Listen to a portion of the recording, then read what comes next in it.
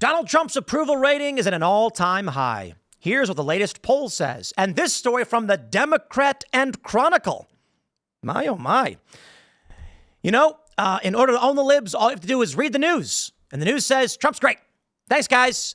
Smash the like button, share the show with everyone you know. You can follow me on X and Instagram at Timcast. Make sure you tell all your friends and your liberal aunt that Trump's approval is an all-time high, and we'll see you next time. I'm just kidding. I will actually show you the news. But first, because you know I'm always trying to give you context. I'm not someone who's going to sit here and say, look, a new poll came out and says Trump's the best. No, I'm going to give you the aggregate. In aggregate, Donald Trump is at minus 0.9. So about minus 1. His approval rating is at 47.9. His disapproval is at 48.8. We seem to get a wild swing in the polls, as I've mentioned several times before. While it does seem many of the latest polls do have Trump underwater, I am not surprised. Things are crazy right now. RMG has Trump up 10 points a week ago. So it's like pretty crazy. Ultimately, I try to stress as we do talk about the latest polls that come out, it is a bit up in the air. That being said, guys, minus 0.9 is still a career best for Trump. If you take a look at his approval ratings in his first term, he was never near this good in aggregate. So Fox News has the poll as well. Trump Republicans at record high ratings as Democrats falter. Huge news. Take a look at this. Overall job performance of Trump seen at 49 with disapproval at 51. Among Democrats, 92%. Among Republicans, 92% approval. Great. Independents have Trump 2-1 disapproval. Can't say I'm surprised. But why this matters is that the Republican Party has outgrown the Democratic Party thanks to the work of the likes of Scott Presler. So it may still be up in the air, but I think it's actually fair to see.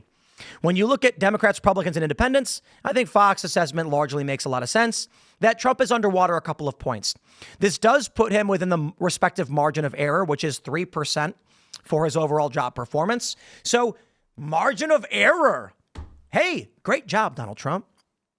Now, the issue at play, my friends, the issues, of course, the economy, immigration, etc., and the perception of what Trump is doing. Perception is what matters most. Tariffs are going to hurt a lot of people, but I think ultimately will help a lot of people. I will not be surprised if by the end of this term, Trump's approval rating, still bad, but the country is healing in tremendous ways. The deportation of criminals, Trump now deporting a bunch of these activists who oppose American foreign policy interests is questionable. But depending on what they do, I'm fine with it. And the question is, under the law, is it allowed?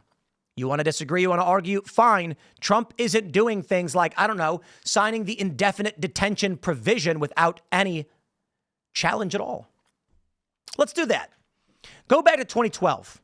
Barack Hussein Obama, they call him, signs the NDAA, the National Defense Authorization Act. They sign these every year, but this one included a provision that allowed for the indefinite detention of anyone, anywhere, for any reason. Did anybody complain? Republicans certainly didn't care. They were clapping and tapping and saying, oh boy, we love this power. Democrats were like, we ain't going to holler at our boy.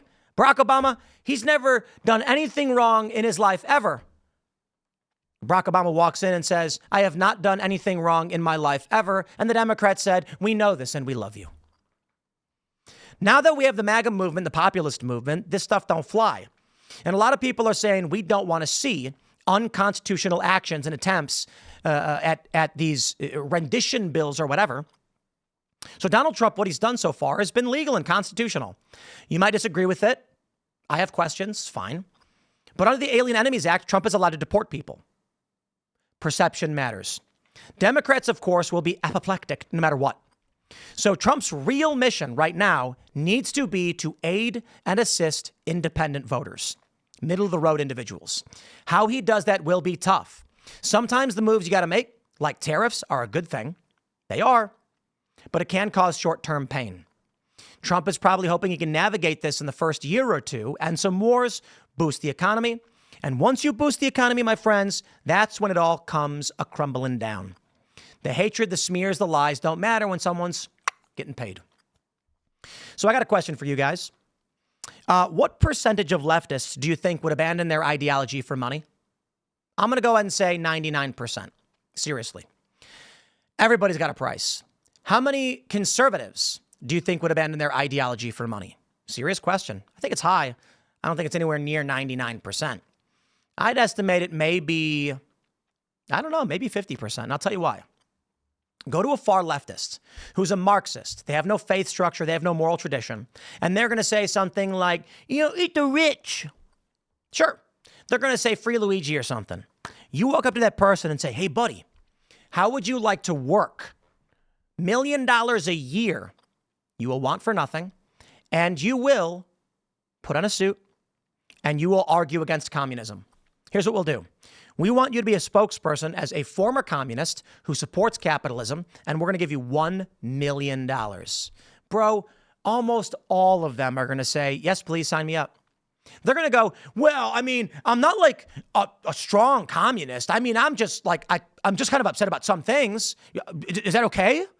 You'll be like, sure, buddy, $1 million. Just go on TV, say you were a communist. They will pay. These people will take the money in 2 seconds. Go to a conservative and say, you're Christian? I want you to denounce Jesus Christ. I'll give you $1 million a year to say you're a reformed you're an atheist, former Christian. Bro, good luck. The overwhelming majority of true Christian conservatives ain't never going to take that money. There's a difference in worldviews. Now, don't get me wrong. There are going to be some liberals and leftists who are going to say no to the money. For sure. I think overwhelmingly the ones you encounter will take it.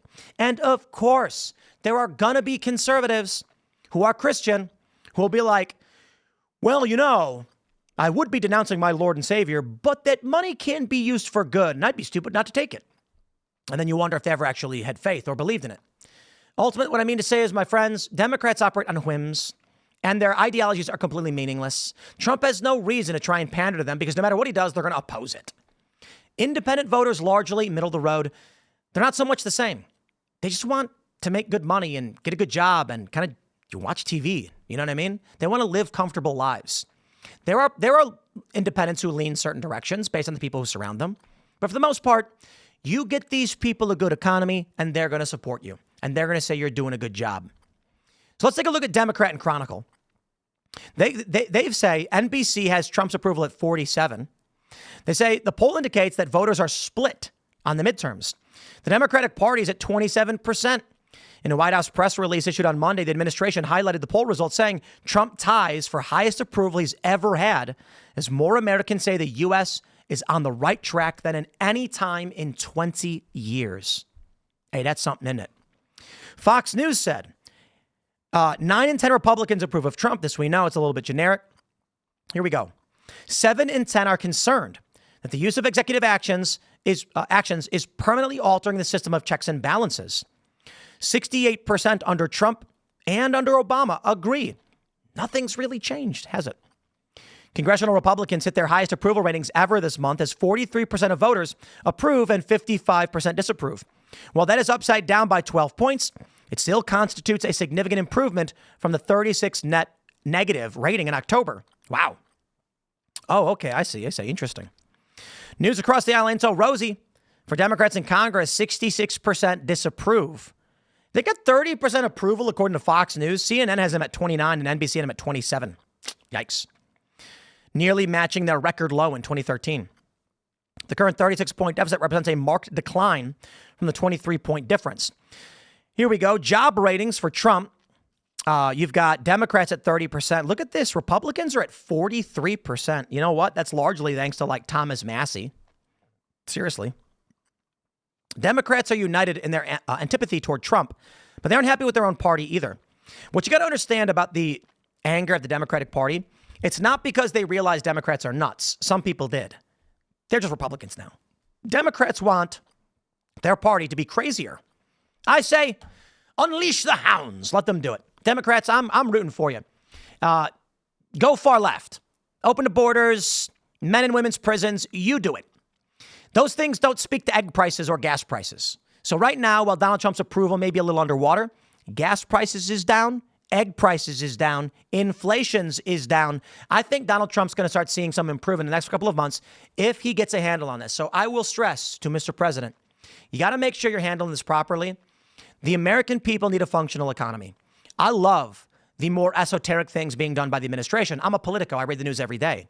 But for the average working American, we just want to make sure you're highlighting that we need cheaper gas, cheaper cars, we need cheaper products, cheaper fuel, easier life for them. Be that leader. But sometimes a strong leader says it's going to be stormy weather before it gets better. The night is always darkest before the dawn. I'm going to leave it there, my friends. Stay tuned. Timcast IRL coming up tonight at 8 p.m., and we'll see you all then.